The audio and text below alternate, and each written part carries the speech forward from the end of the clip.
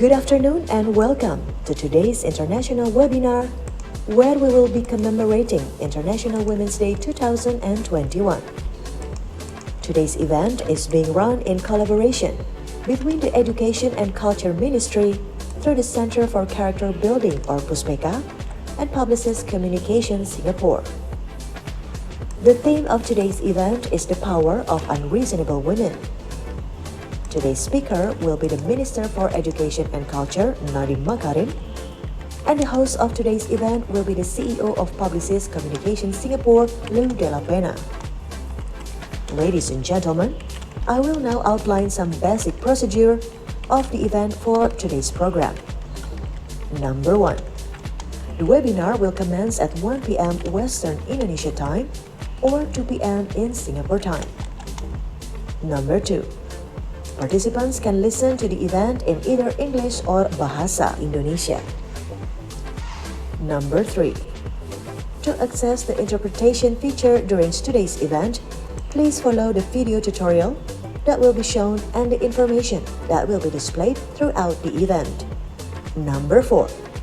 Participants can ask questions via the Q&A feature in either Bahasa Indonesia or English. Number 5. To be able to identify you, please write down your full name when asking a question. Number 6. Participants that ask questions anonymously will not be able to have their questions selected or presented to the speakers. Selamat datang Bapak Ibu yang terhormat. Kami akan menjelaskan cara menggunakan penjuru bahasaan dalam aplikasi Zoom. Jika Anda ingin mendengarkan dalam bahasa Indonesia, silahkan menekan ikon bola dunia yang terletak di bawah layar Zoom Anda, lalu pilih Indonesian. Jika ingin mendengarkan dalam bahasa Inggris, silahkan pilih English. Jika Anda tidak menemukan channel Indonesian di layar Anda, mohon untuk keluar dan mengupdate versi terbaru, kemudian bergabung kembali ke meeting. Jika Anda mengakses acara ini dari web browser, Anda tidak akan menemukan fitur penjuru bahasaan, harap mengunduh aplikasi Zoom, lalu leave meeting dan join kembali melalui aplikasi. Proses ini tidak akan memerlukan waktu yang lama. Ketika Anda sedang berbicara atau bertanya, Anda harus memilih channel yang sesuai dengan bahasa yang Anda ucapkan. Jika tidak, suara Anda akan bertabrakan dengan suara juru bahasa kami.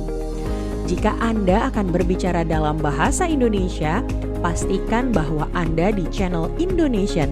Dan jika Anda akan berbicara dalam bahasa Inggris, pastikan bahwa Anda berada di channel English. Jika Anda mengakses Zoom melalui ponsel, klik tombol More yang berada di kanan bawah, lalu klik Language Interpretation, kemudian pilih Indonesian atau English, lalu klik Done. Demi kelancaran acara, mohon menonaktifkan mikrofon saat Anda tidak berbicara. Terima kasih, semoga acara ini berjalan dengan lancar. Bapak dan Ibu hadirin sekalian, terima kasih telah bergabung dan kita akan segera memulai acara hari ini. Ladies and gentlemen, thank you for joining us today. We will immediately get underway with today's program.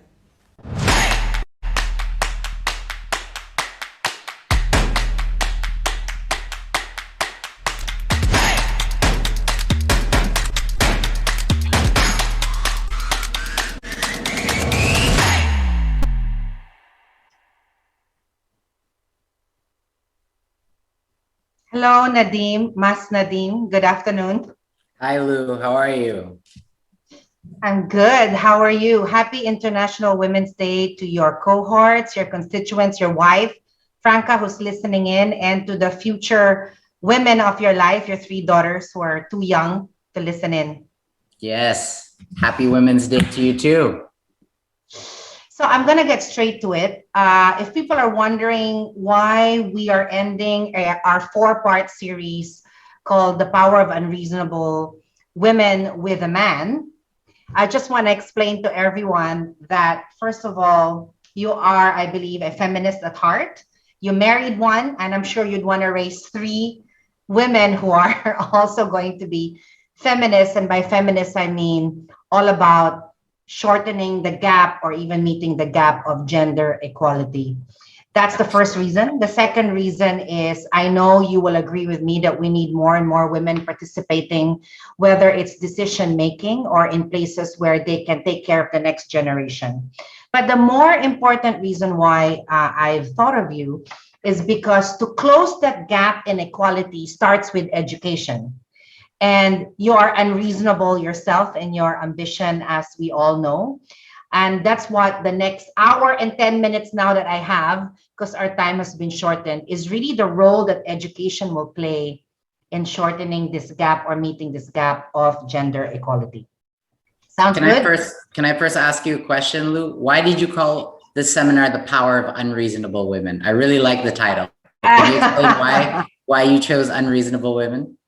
Sure. As an unreasonable woman myself, I think, I'm 46, right? The generation before me and before the generation before me, my mother, my older sisters, and so on, and even up to today, when women talk about their ambition, it is often seen as a dirty word, a negative word, an aggressive word, and that, we bore the silence that our mothers and their mothers we followed that silence where we're not comfortable talking about being ambitious or following a big desire or a sense of achievement. And in fact, even up until today's world, it is still unreasonable for women to be in positions where they can decide, where they can lead, where they can make a difference, and where they can raise the next generation. In fact, it will take 160 years to close this gap in Asia Pacific alone, according to the World Economic Forum 2020 Gender Gap Report. So I wanted to celebrate the fact that I think we need to talk about this, because we can't have an equalized world or a better world or a richer world if we do not encourage our girls to be a little bit more unreasonable. I love the title of the seminar, and I do that because I'm actually a fan of unreasonable women. I think they tend to change the world. I certainly hope that my daughters will become, to a certain extent, unreasonable women. And the irony about that statement is that the word unreasonable just comes from the male-centric view of women that want to go beyond their traditional boundaries and want to dream big. And I think I'm sure you've experienced this too, but I've experienced this in my work environment, that very often, the most capable women in an organization is often labeled by, to be honest, men to be quite unreasonable and quite pushy, and terms that would never be applied to men who are even more aggressive, but then they're just considered very strong leaders. So just that difference of terminology of strong leaders versus, kind of unreasonable or pushy women leaders just indicates what exactly is wrong with the kind of the cultural paradigm of both the professional world and bureaucracies, I think all around the world, which is changing, but I think it needs to be changing faster. So I think it's a very perfect depiction and choice of title that you had. Yeah, it's a theme. So I'm going to go straight into that, because based on what you just said, which is women are often walking a tightrope. We can't be too aggressive. We can't be too nice. We can't be a doormat. We can't be too silent. We can't be too loud. We have to be feminine, but we have to be assertive. We have to be clear. And yet sometimes we're punished for being open about our desires. And what that does to girls, and I've been mentoring for 25 years, which gives away my age, is that the inherent lack of confidence in women, in young girls. And so my first question to you really is, as a Minister of Education, how would you institutionalize confidence in the curriculum? How would you shape the syllabus or what we are teaching so that young women can learn to be confident and assertive at such a young age? Because I find this is severely lacking all the way up to, people older than me. Yeah. The normal reaction, Lou, to a question posed by all ministers of education is, what are you going to do about the curriculum? Right? That's kind of your standard response. But I can assure you the curriculum is only one element of what education transformation is about. Arguably, there are elements that are even more important, like the development of the mentors themselves within the educational institutions, which are called teachers and principals. We have this, what's really ironic about the situation is that for a lot of educational institutions, the majority of teachers are women. And having strong, innovative, and daring women as role models, as teachers, is probably the most effective way of increasing the confidence level of the girls that are learning in the classrooms.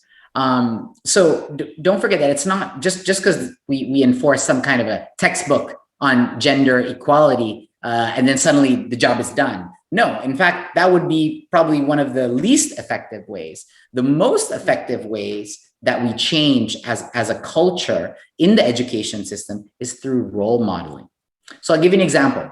If we want to create, how do you expect to create innovative children if the teachers themselves are not innovative, right? Lou, in your organization, how do you expect to have creative thinkers, open out-of-the-box thinkers, when their leaders are not encouraging and also thinking in an open-the-box way or are open to it? It's practically impossible. Now, the corporate world behaves exactly the same in the same dynamic as schools. If you look at it from a cultural unit, it's the same thing. It's all about role modeling. It's all about actually the adults in the room showing what the limits of the imagination for women can be.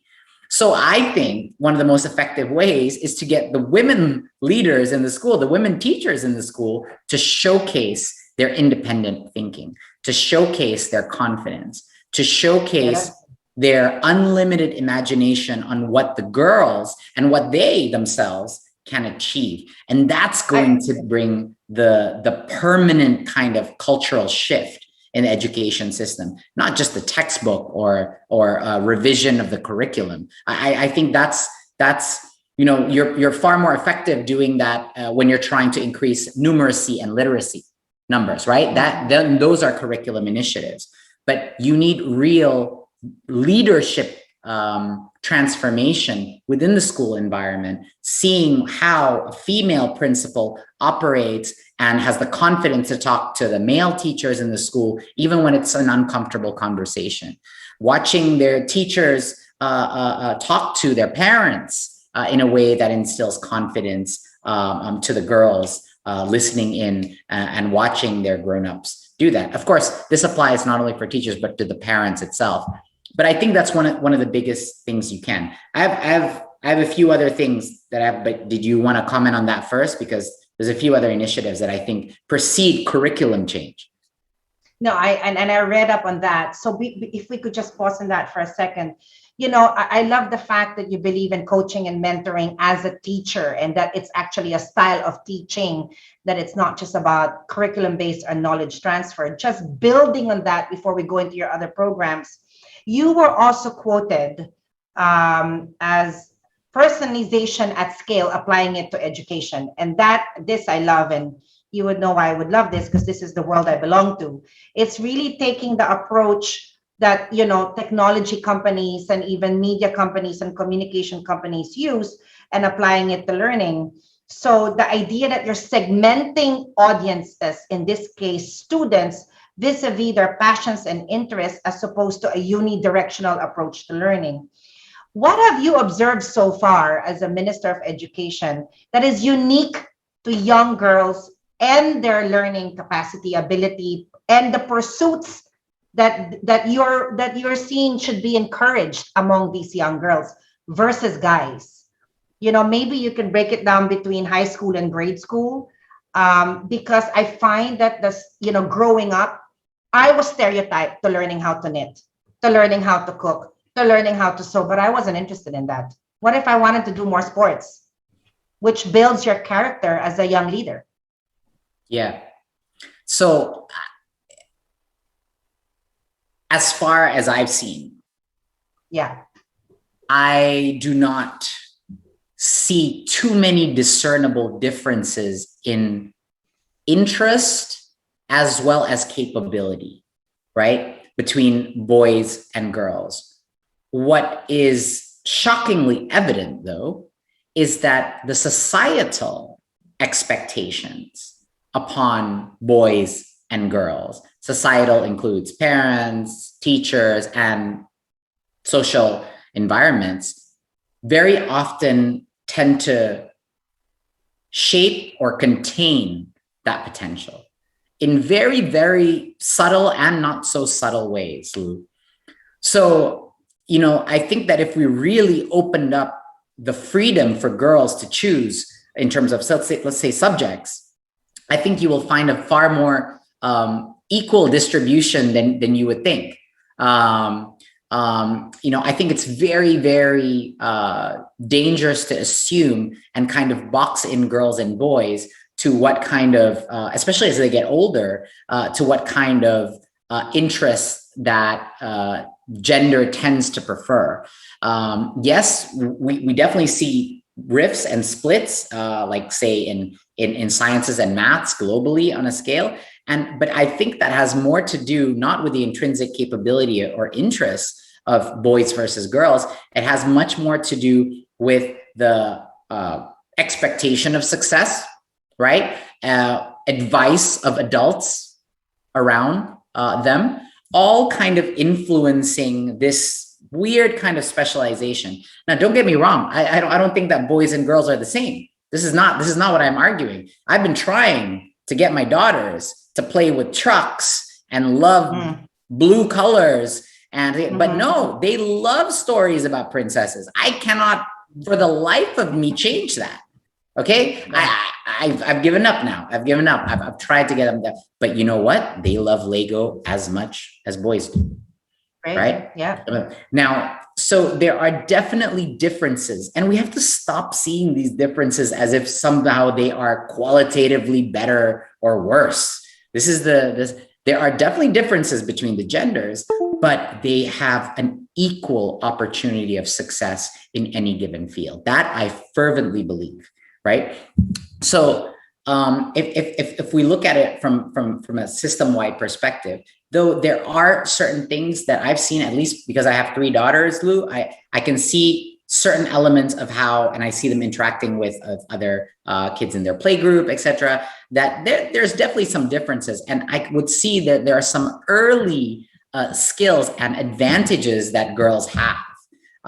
Definitely for sure in terms of learning to read and write and speaking. Very often at a very young age, girls have an advantage here. Yes, they definitely have an advantage, and that's an advantage that they should be allowed to excel further and not have to hold themselves back. Right. Absolutely. So one of the things that we are pushing in this new kind of paradigm of emancipated learning, we call it Merdeka Belajar, or emancipated learning, is this concept of teaching at the right level. It's this concept that the curriculum is there as a continuum, as a spectrum that teachers are free to use depending on the different level of competencies of their kids. So if they want to split their classroom into different levels, they can do that.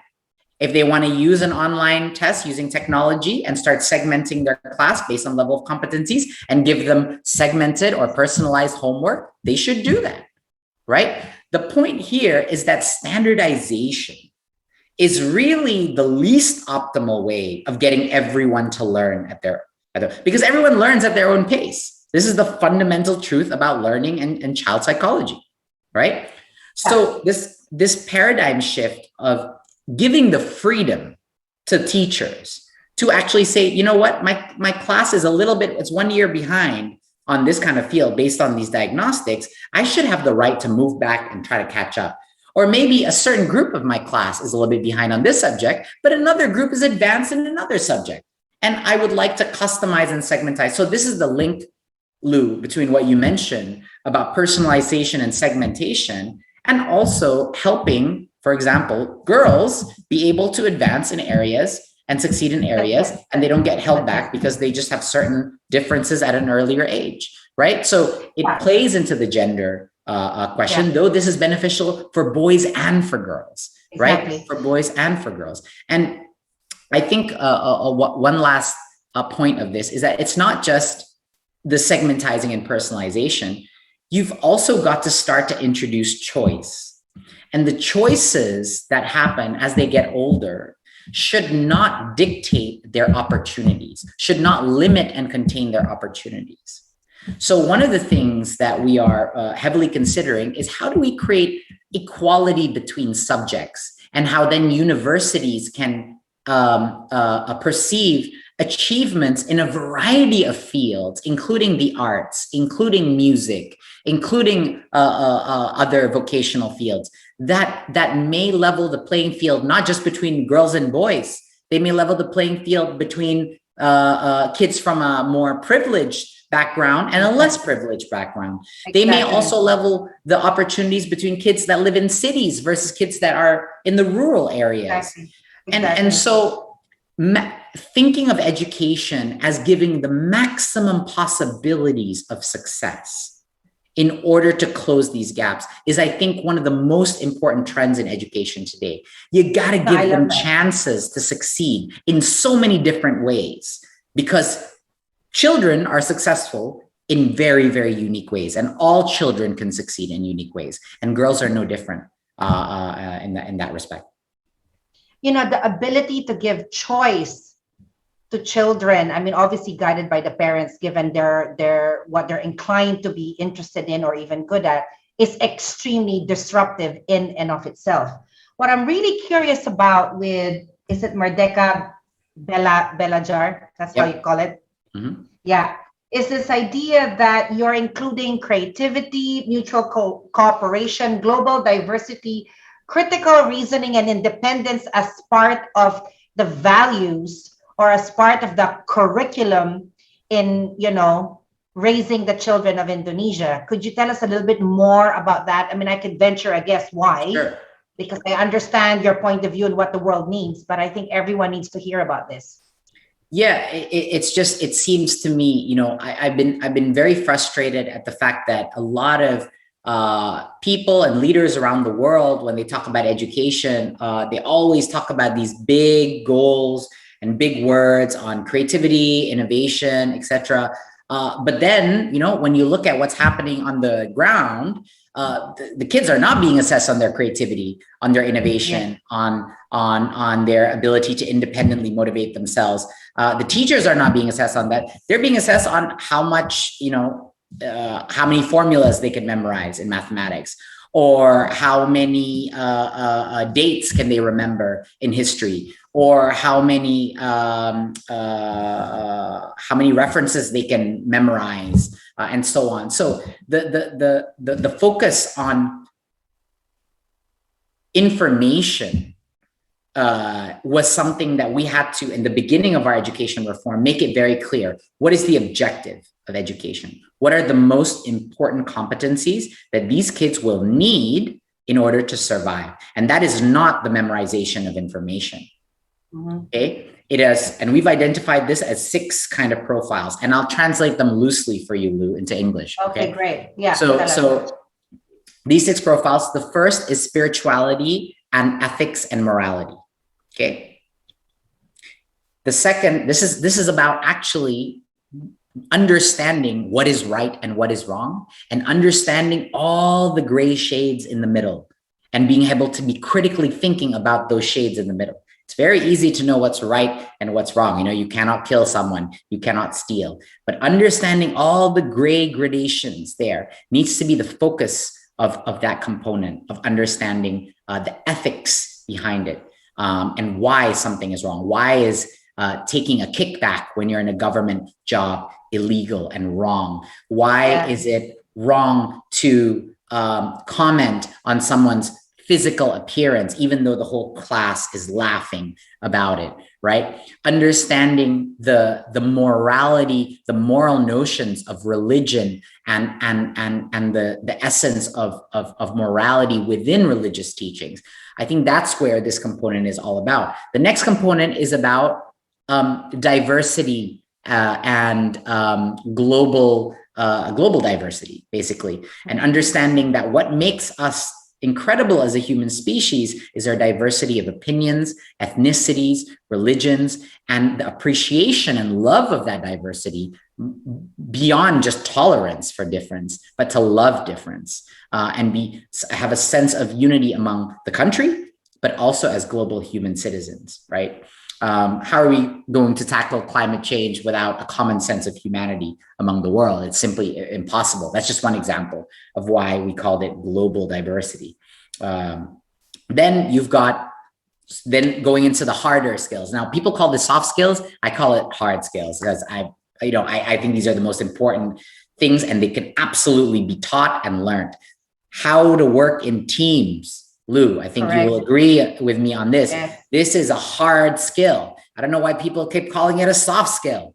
This is bread and butter, how to operate in teams. How do you start a meeting? How do you set objectives? How do you convince someone to do the work that they have to do who is your peer? How do you get information and problem solve as a group so that it's not just a cacophony of voices? This is where project-based learning is one of the only ways of actually teaching this, right? You've actually got to do stuff in a group with your peers and produce stuff. Yeah. So teamwork, and we call it collaboration and teamwork, is the third. And then we have creativity. And creativity is a combination of being able to think of novel solutions to existing problems, but to also adapt to new problems, and also the ability to expand your imagination where it's necessary. Then you've got, after creativity and innovation, you've got independence. Okay, you've got independence. That's the rough translation. It basically means having an internal compass to intrinsic motivation. It means that you have a growth mindset and that you are consistently motivated to learn for the rest of your life.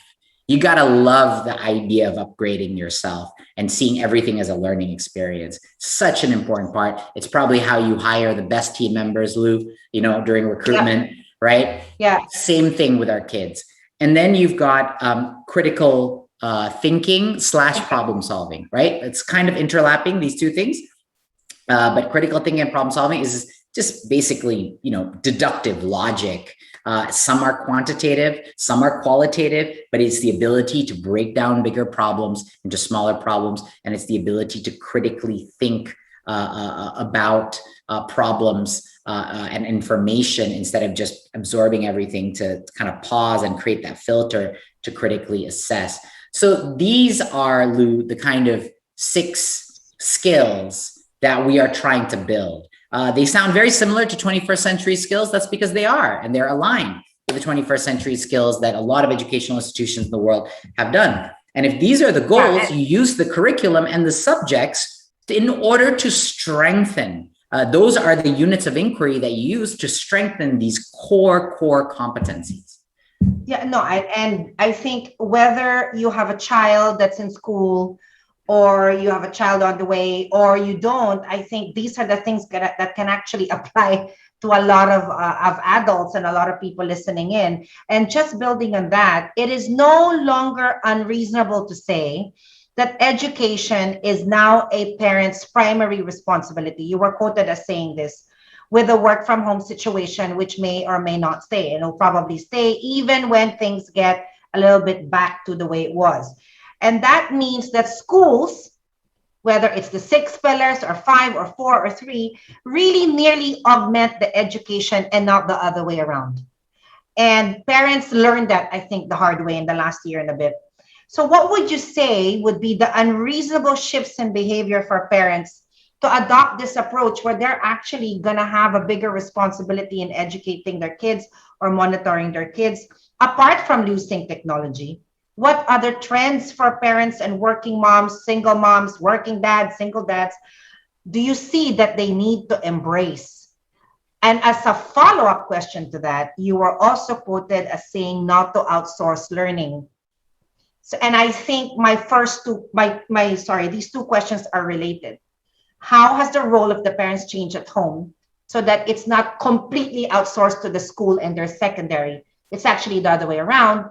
And how do parents and children and even employees listening in, how do they ensure they're not outsourcing their learning? Yeah.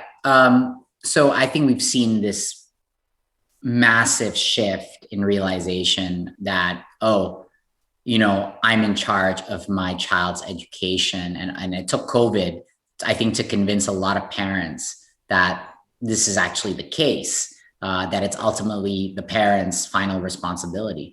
And I think the first thing that requires is, again, this is all about mindset shifts, right? These are, I always go back to mindset shifts because that's the core. The only way we are going to get sustainable change in children's education is if enough adults change how they think about education. So the first shift is to first understand this. I always like to tell parents this. You all love the dream of personalized education, right? Technology is never going to get there. I'll tell you that right now. In fact, COVID has proven, and I'm coming from a technology background, okay? I won't say never, but for the foreseeable future, which is what matters for all of us here today, for the foreseeable future, there is no way that you are going to be able to achieve perfect personalized education with technology because you simply cannot scale the physical human, okay? Which every child needs. It's just science, if education can be solved using an app and YouTube, Lou, our problems would be solved. Yeah. Our problems would be solved. That would have been the immediate approach, right? If that were true, then we just go, let's build these amazing digital. No, that's not true. That's not how kids learn because of the socio-emotional prerequisite to learning, which is sense of emotional safety, right? Sense of trust and sense of respect, which is very hard to achieve with a machine. It's simply impossible right now, unless there's some amazing machines that can completely replicate a great teacher, which it doesn't seem anytime soon to be possible. So why do I say that? Because then I go to parents and I say, then what is the closest way to achieve personalized education for your children? And the only answer that comes back is it cannot be the teacher because the teacher has to teach 20, 30 students, right? They can segment, they can use technology, they can get pretty good ways ahead there, but not personalized. The only personalized teacher in a child's life are their parents. Okay, let me say that one more time. The only fully personalized teacher to their children are parents, unless you can afford tutors. Okay, sure. Okay, for people that can afford, those are also personalized learning. But parent, you can't beat a parent. A parent is there all the time with the child, all the time. I'm not advocating for parents to start learning textbooks and start teaching your kids all the content of what is in school. What I am advocating for is that parents need to view education from a much more holistic perspective and to understand that education of their children involves key aspects of interaction. You need to talk to your kids. That is education. You want to teach a kid critical thinking? You ask them questions that do not have a correct answer. You want to teach a kid literacy. You want to teach a kid how to read. Then you have to start with language and take every opportunity to speak to your toddlers whenever you can. If you want to teach children mathematics, etc., provide ample opportunities and discussions in your house to talk about numbers and how they relate to their everyday context and lives, right? And this is my point is that, even if you're not doing the curriculum and syllabus, like a lot of parents are now struggling with at school, once kids go back to school, the real education of character building, of emotional awareness, making the kid realize what they're going through when they're sad and happy and angry and not negating it. That is an education. That is core skills for survival in the future. Getting a kid interested in their subjects, right? And showing exciting things about what they're learning so that they discover, finding their passions. That is education. And that's kind of what, and Lou, going back to the whole gender point here, is once you realize that and you want to get on it, you realize that this is simply impossible for most normal kind of two-parent households, right? Where you've got two individuals, right, caring for the child. It's simply impossible to let one side only handle this. Yes. Can you imagine? Like, you've already burdened, and it's this falls disproportionately heavy to always the woman in the relationship in a traditional family, right? In a traditional family. The woman is, or the wife, the mother is already taking care of most of the mental mind share of organizing the logistics of the house. Usually they are 100% handling any logistic issues with the school, right? And then on top of that, they have to think about, being the primary educator of their kid. So my message is simple here. For personalized education to happen at home and to really unleash the potential of your kids, the biggest shift has got to happen from daddies, right? The biggest shift has got to happen from daddies coming in and reimagining what it means to be an educator and to be a father to their children. And understanding that in today's world, those trade-offs are trade-offs. And if you are a father that wants to commit all of your time to work and career and offload everything to the wife, that's fine. That's your decision, but own it. That's a choice. What I hate is the lack of accountability for a lot of men, especially in careers, that always claim, wait, but I'm the breadwinner and I'm the earner. I have to put in all of these crazy hours to continue in my career, etc. And I say to that, I sometimes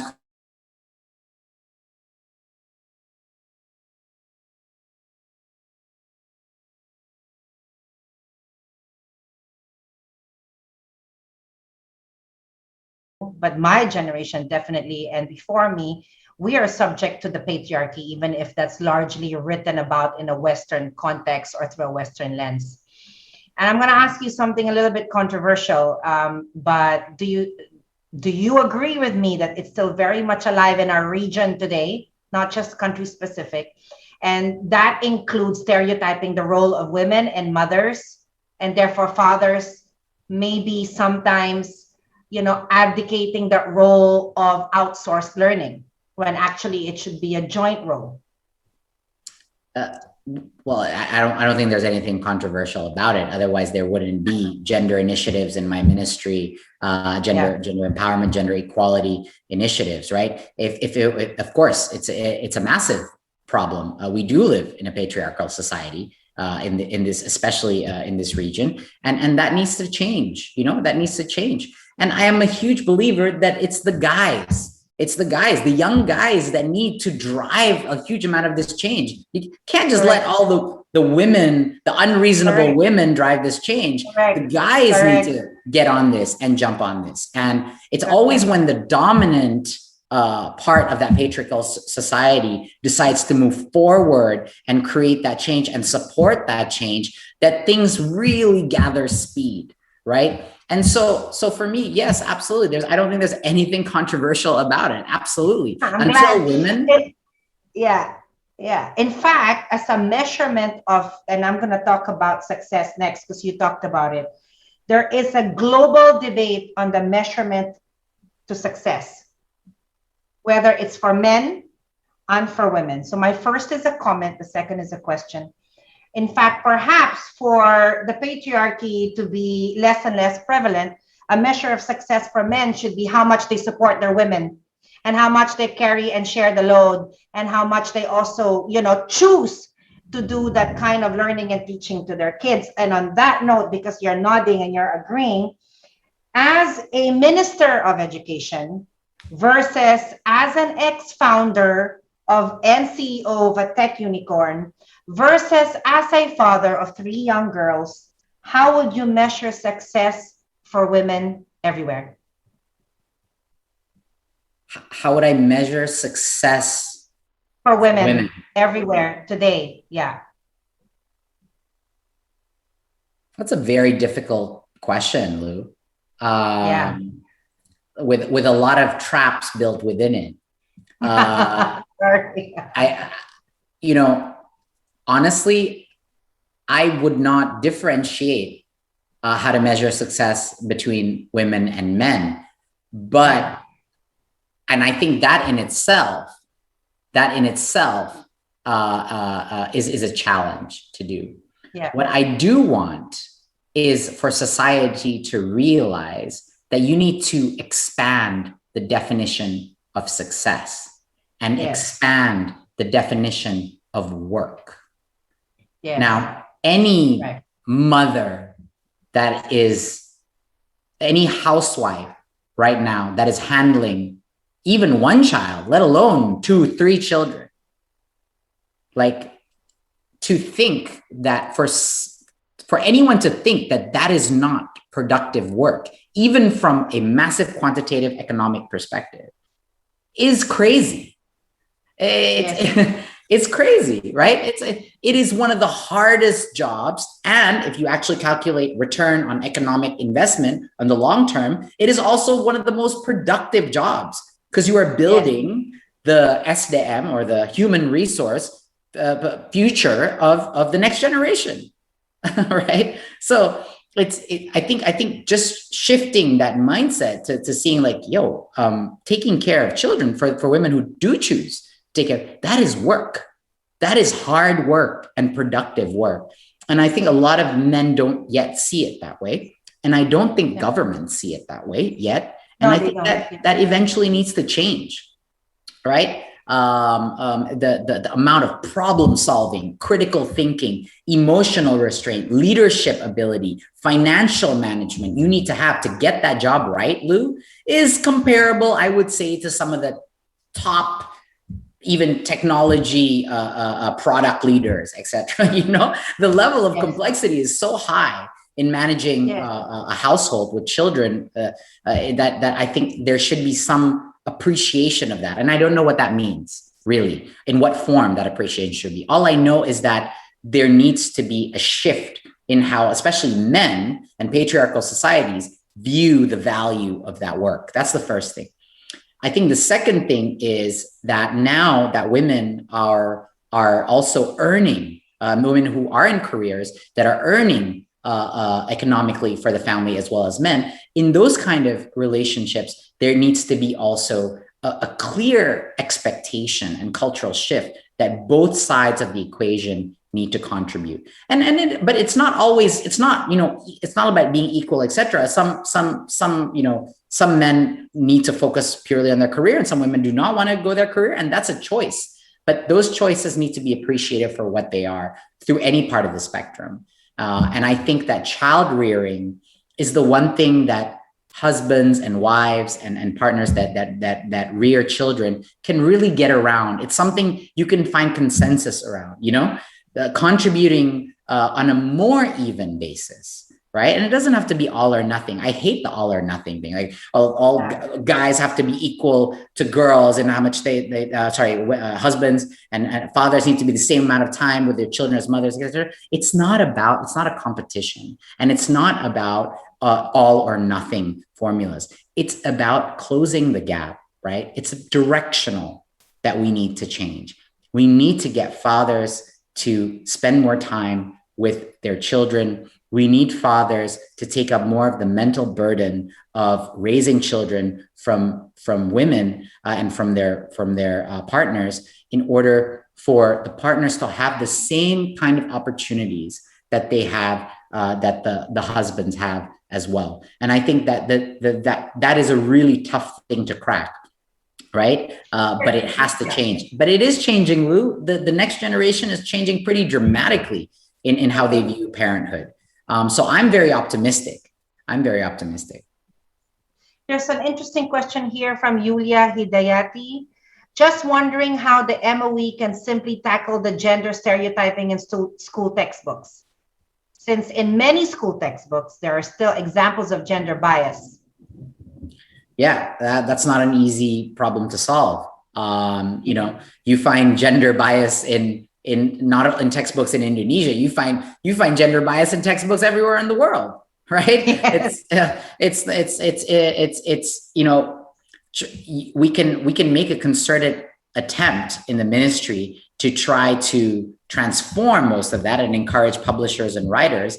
But honestly, I think the most important way is by providing choice, and as much choice for textbooks, and as much range that we try to eliminate, you know, the more harmful elements of that substance by also providing other options, which is what a big part of our reform is, actually democratizing the textbook and the reading books choices, and using this with some digital technology as well, by utilizing, you know, digital books libraries with which to then select and curate the physical books.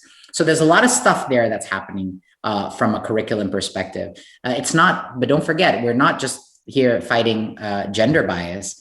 We're here fighting radicalization, right? Yes. We're here, which is also a huge problem in textbooks and in individuals in schools. We're also fighting sexual violence, which is very much related to gender equality, and we're also fighting bullying, which is all okay. So Lou, the kind of the big programs that we're doing, which we're releasing a series of policies right now, what we call the 3 sins. And, you know, we took a while deciding on whether we wanted to call it sin or no, but we decided that because of the severity and the spiritual depth of that word sin, it's very important to call it what it is. It's a sin. And we call it the 3 sins. The 3 sins in educational institutions, things that we have zero tolerance for, that we have a mission to eradicate. The first is intolerance. This is for intolerance, religious intolerance, ethnic or racial intolerance. It's intolerance, okay, for differences, right? The second is sexual violence. Now, sexual violence has an entire gradation that starts with sexual harassment and sexual and gender-based bullying, all the way to criminal activities. And this is called, what we call it under one group called sexual violence, right? Kekerasan seksual. And then the third sin that we have is bullying, right? Qualitatively different from the other two, but guess what, Lou? All of these 3 things are some form or shade of intolerance and the abuse of power by the dominant majority, or the dominant component of society. And that's the point. If we just try to tackle one thing at a time, my fear is that we're actually not attacking the root cause. Why we decided to attack these 3 things: intolerance for difference, sexual violence, and bullying in the same way, is because what we are trying to do is we are trying to send signals to the system that we are here as a united society that believes in justice and equality for all. And I totally get it. Yeah. You cannot have a society with those values, which we have embodied in the Pancasila, which are our national values enshrined in our constitution, if you are attacking the weak person in the group, if you are imposing your will on the weak group in the person. So for us in the Ministry of Education, these 3 sins are interconnected, and you've got to eradicate all of them in order to eradicate one of them. And in fact, what I'm hearing from you is everything you're doing in spirit is anti-patriarchal. There's no discussion to it, right? Because if you don't recognize that these 3 sins are happening, let alone address it, then it gives way to the power, to, I would say, the force or the gender that could be seen as more physically powerful or imposing, that could lead to bullying. I'm not saying only men bully, but typically, if you're physically more imposing, it does tend to more bullying, and sexual harassment tends to, or catcalling or whatever you call it, tends to, come from the dominant sex in a patriarchal society. So in fact, you're already addressing it directly or indirectly.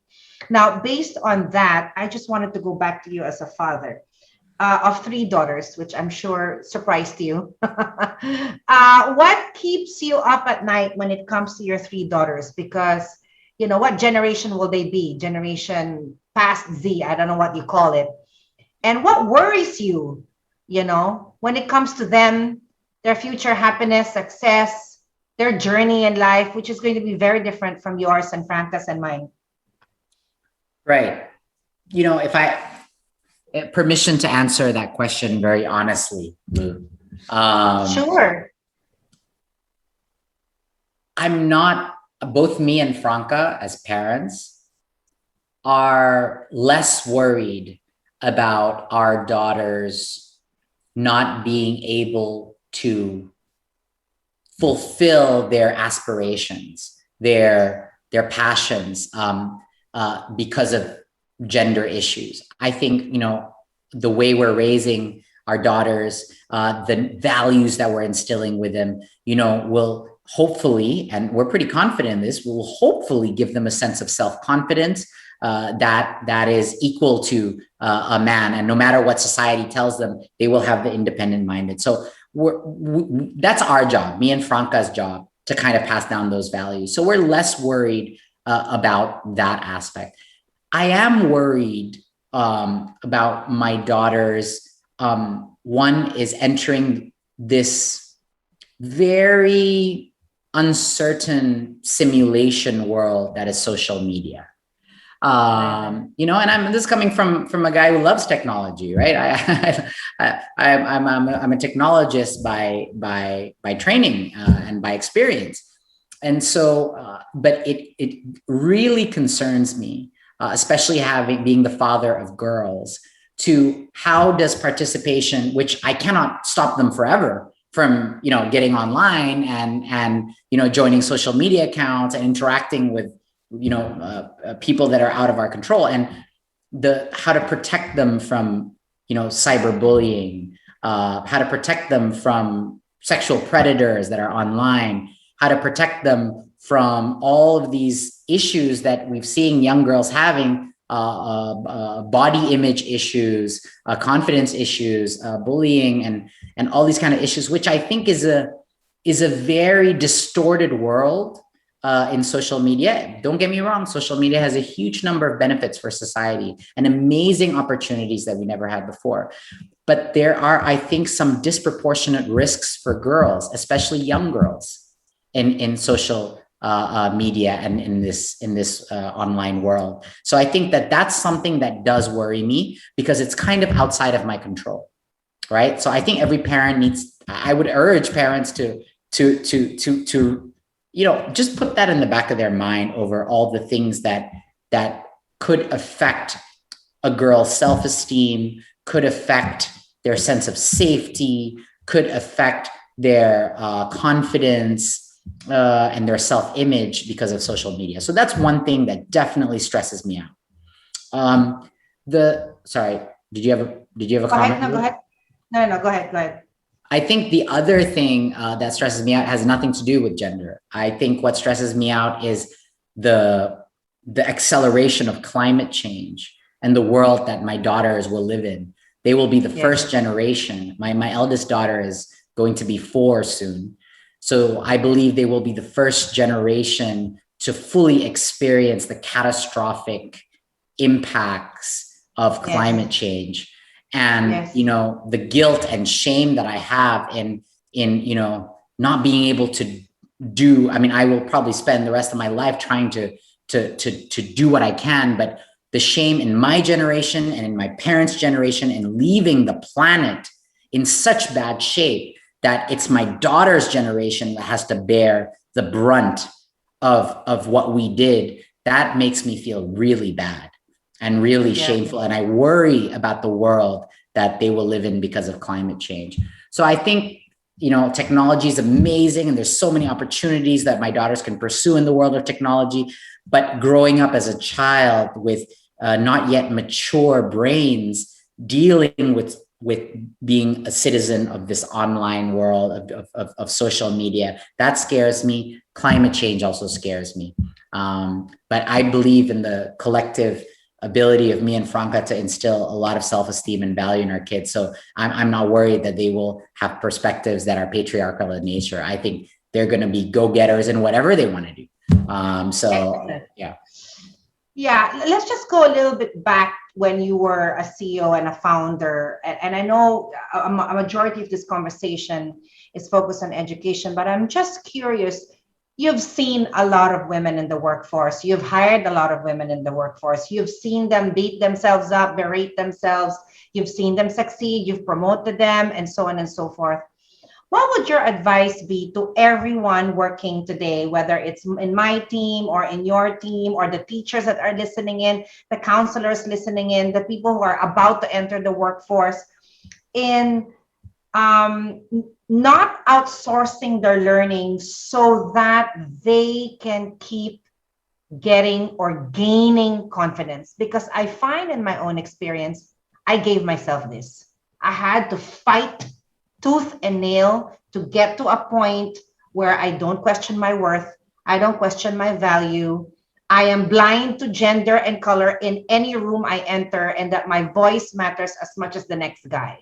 So if you could just rewind from the, those that decade you spent in Gojek, what would your advice be as a former CEO to the ladies or the young girls or the women listening in as working women today, so that they can gain that kind of confidence and be unreasonable? Yeah. I think what I would tell young women leaders in my organization. By the way, in my previous company, we had pretty record-breaking numbers of women leaders, and I was very disappointed that it was actually at the middle level, which is great because they're really the movers and shakers in a company. But at the very top, there were not enough women, and so that has always been my complaint. Even in the ministry today, a huge amount of our new incoming team are women. My special staff team, which are the coordinators between each of the respective director generals, a lot of them are women. And so it's kind of I've seen firsthand the impact that women can bring to the workforce and to the performance of an organization. So my advice to young women in their career is, I think the first is you gotta stand up for what you believe in. I would say the same advice to the young men that see this happen. Even in a very progressive technology company like the one I founded, Gojek, the epidemic of mansplaining was still a huge issue, and I would see it, and it only exists because nobody calls it out. And maybe I should explain to people that don't know what the term mansplaining is. It's what happens in a corporate environment when a woman speaks and very few people listen. And then then a man or that maybe disagrees or something will just basically condescend the woman speaking, and basically deny their point and minimize it or dismiss it. It's a very dismissing male culture in working environments to women opinions, no matter if the woman is a high-level executive. This happens all the time, and I see this happening all the time. What's even worse is that there's a corollary to mansplaining, is that when a man actually says the same opinion within a specific meeting, etc., it is usually perceived much more positively and much more open to reception. Now, this happens so subtly, and the only reason it happens all the time is that nobody calls it out, is that it gets tolerated and no one speaks up. So the first thing that I would urge all young women in this new workplace to do is to speak up and complain about it. And to tell the people who are doing that respectfully and politely that it makes them feel dismissed, and they should pause first and listen to what they have to say. So it's easy for me to tell young women to be confident, right? The hard part is getting the courage to do it right there on the spot. I understand that this is not easy, but it is required. And my advice, even though I'm supposed to give advice to the women, my advice for the men is that it's got to be you that is out there calling out the other men that's doing that, right? Correct. That's the first thing. The second thing is to do the same thing with inappropriate sexual advances and behavior in the office. because that's also another virus that just spreads through tolerance to that. And that needs to be done in also a systematic way by the corporations itself. But nothing will happen if you don't complain about it, if you don't tell someone in a position of power that this is a real problem. And so I think they all revolve around standing up, right? To not being the victim and saying what it is, the kind of change that you want to see. This is not easy. I understand. This is so easy to say it. It's so hard to do. I understand that. But nevertheless, it's got to start to happen. Otherwise, it won't move. The third part is bring in the guys. That's my advice. Bring in the guys that are progressive, that have a similar type of sense of values into your fight against these kind of bad patterns that are happening in the corporate environment. Make the men your allies instead of your enemy. And the men who are of the same kind of values, I think it's very important to bring in the men into this discussion and have them also lead a lot of these initiatives. I would say those are my pieces of advice. And, when you're talking about more senior careers, especially for women who have very successful careers, but also have children, my advice would be is to, demand that participation from your spouse, and say like, look, we're both, our careers matter, and therefore I need help, and not be ashamed about it. And for the guy to not be ashamed about it, to doing that and seeing that as a fundamental task of parenthood. And I can assure you, once you put your heart into it, it's a beautiful thing for men. It's one of the most beautiful and satisfying things that I could never, ever achieve in the professional world. I've had several achievements in the professional world, and nothing comes close to actually achieving milestones with your children as an educator, as a mentor, and as their father.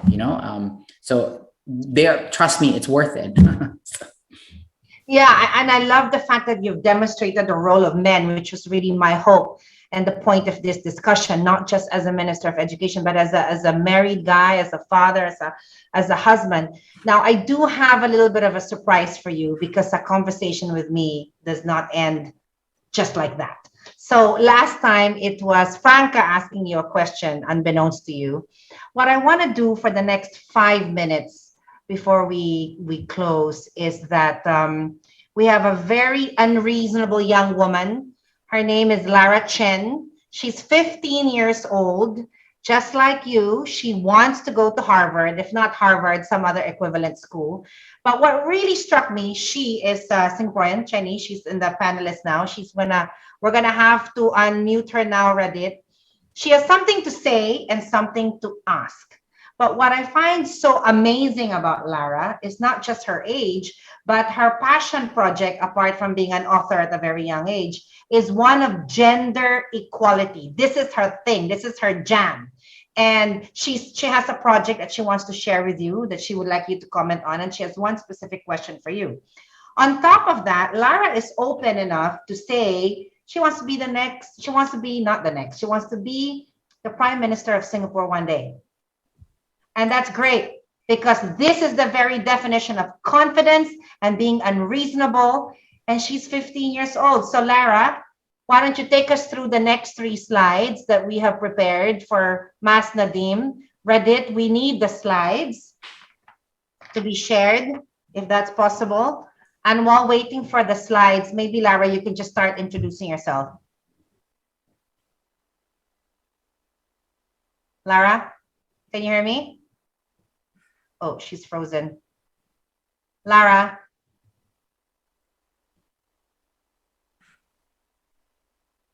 Reddit, do you want to just drop her a message? I'm just going to try to introduce her. So her name is Lara. She's a student, an author, a rock climber, a drummer, a gamer, and a feminist. So that's great. She's also a dreamer, and one day dreams of being a Prime Minister of Singapore. And she believes that it starts in the classroom, which I thought this is something that would actually interest you, Nadine, Mas Nadine. And so her initiative is about the implications of gender equality for Singapore. How are we closing the gender gap? Singapore is only in the top 5 in Asia. I think it's actually number 5. Indonesia is number 9 in terms of closing that gap. How does gender equality impact her? How can she, as a teenager, foster a gender inclusive environment? So the fact that at 15, she's already thinking about this. Lara, can you hear us now? Yeah, I don't want to talk about her project, but she can't seem to hear us. Lara? Yes, hello. Okay, go. Do you want to tell us about your project, Lara? Yeah. Hi, Lara. How are you? Hello, I'm very well. How are you? Good. Go ahead. Yeah, all right. So, okay, let me start. So, in The Second Sex, Simone de Beauvoir argues that women are often complicit in reinforcing their own unfreedom. And so that got me thinking, why do we women accept our own oppression passively? Why, for thousands of years, did no one stand up and go, hey, this is a little unfair? The simple answer is that from a young age, girls are brainwashed into accepting this without question by the people that they trust the most, their parents and their teachers, even if they may not know it themselves. So how can we combat this toxic mindset? Simple, prevent it from taking hold in the first place. And so that's why I founded Fem Equality, an initiative that aims to address the root causes of gender equality by educating teenagers, both boys and girls alike, about feminism. Through various activities, they can gain a better understanding of the feminist movement and the importance of their own contribution. Of course, I know that it's highly unlikely that my seemingly insignificant actions alone can erase decades of prejudice. However, in the words of Ovid, dripping water hollows out stone, not through force, but through persistence. Indeed, I have full faith that true gender equality will definitely be achieved if we continue to persevere. It may not happen in your lifetime or in mine, but it will definitely happen one day through the combined efforts of generations upon generations of feminists working together. That concludes my speech. Thank you for listening.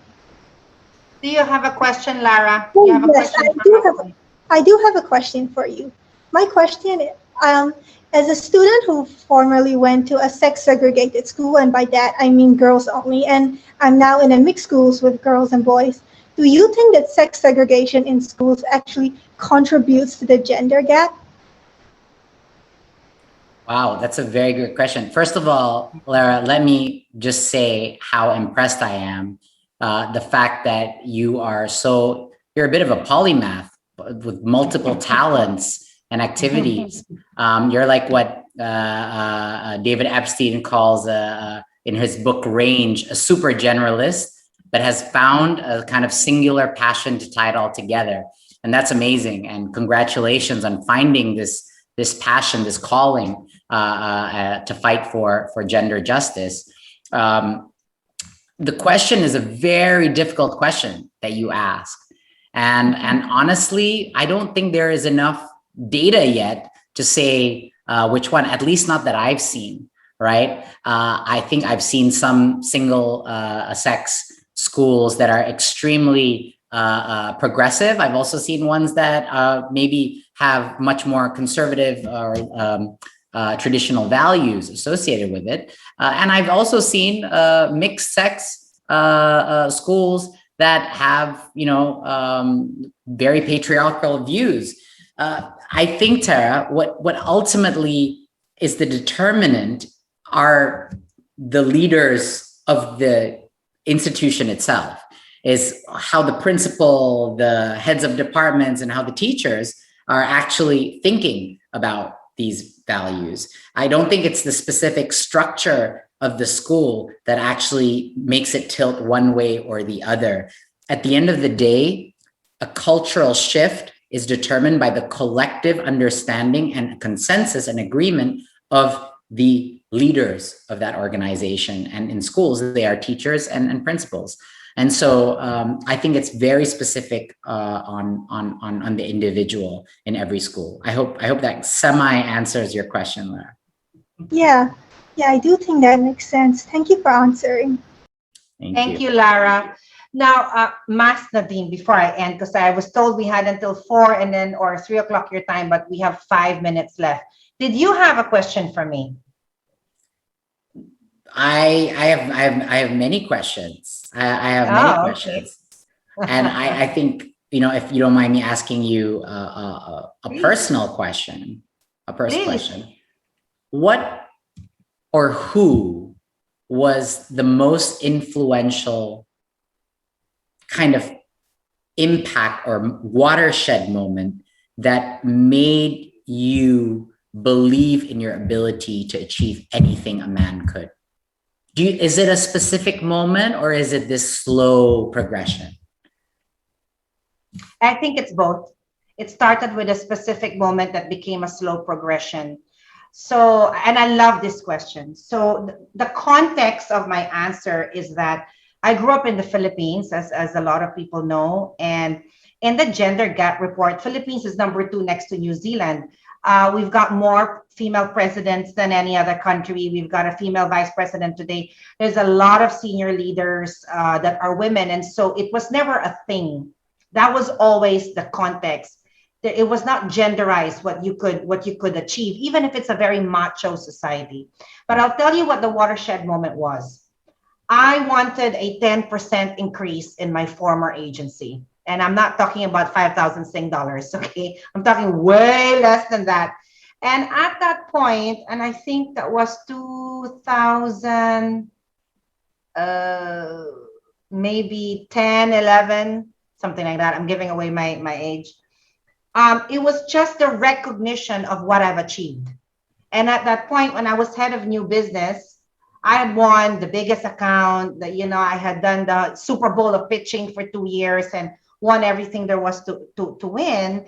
And there was no answer as to why they couldn't give me a 10% increase until later on, I was told by a man, well, we couldn't promote you because you had an awful breakup.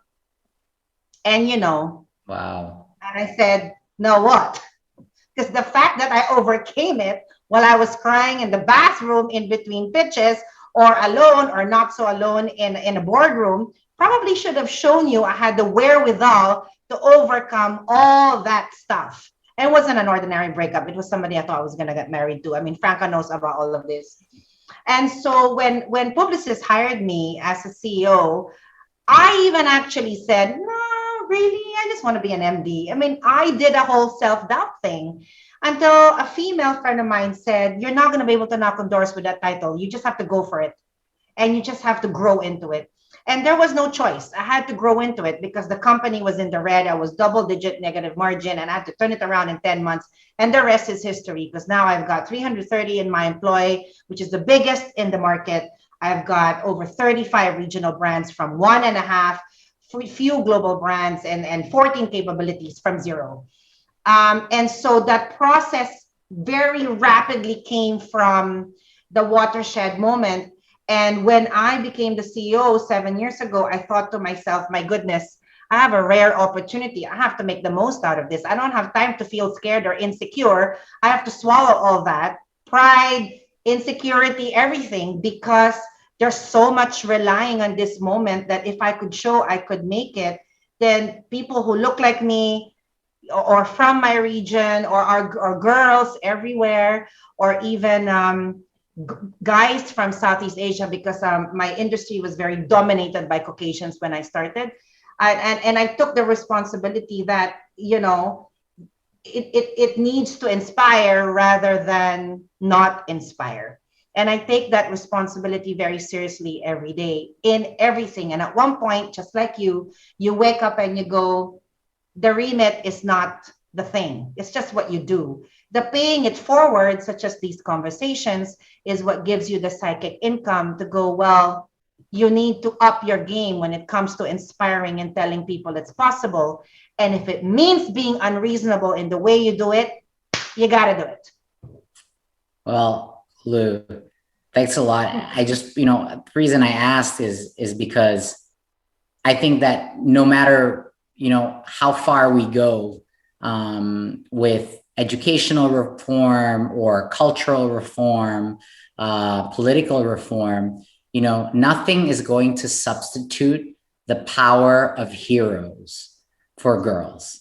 Nothing's going to substitute that. The power of seeing women do the most unreasonable things and accomplish the most unreasonable achievements. Nothing is going to substitute that as such a powerful driving force to make girls everywhere believe. So I think you, as a shining example, is proof of that, and and I think that's a wonderful thing. Thank you for your time. I know that we have to stop now. I just want to thank your team. They've been exceptional, such troopers, including rehearsal or run through yesterday. I want to thank my team. And Nadim, I hope this is not lost on you, how profound it is to end 4 in a series. We've spoken to 7 people, 6 outstanding, exceptional, successful women, and we're ending with you, Am I the only male in your series? You're the only male. Oh my goodness, what an honor. What a privilege. Yes, because we need to hear from the men on how they need to inspire women and change their own behavior. And in this particular case, you didn't just show us as the Minister of Education, but as a father and a husband, and as a guy that is of your generation that is trying to change the mindset with your job and your calling and your vocation. And so, I hope this is not the last conversation I'm going to have with you, Nadim. You're exceptional, outstanding example. And thank you for being the honorary feminist of this year's International Women's Week, which is the power of unreasonable women. Thank you so much. Thank you. Thank you, everyone. Thank you, everyone listening in from Indonesia, Singapore, and everywhere else. Thank you. Thank you. Bye-bye. Thanks, Lou. Bye-bye, everyone.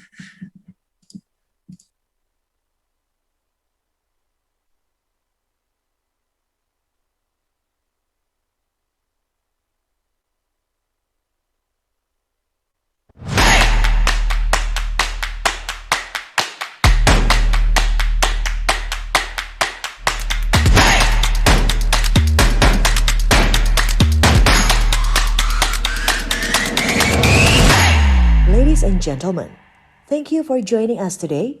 We will immediately get underway with today's program.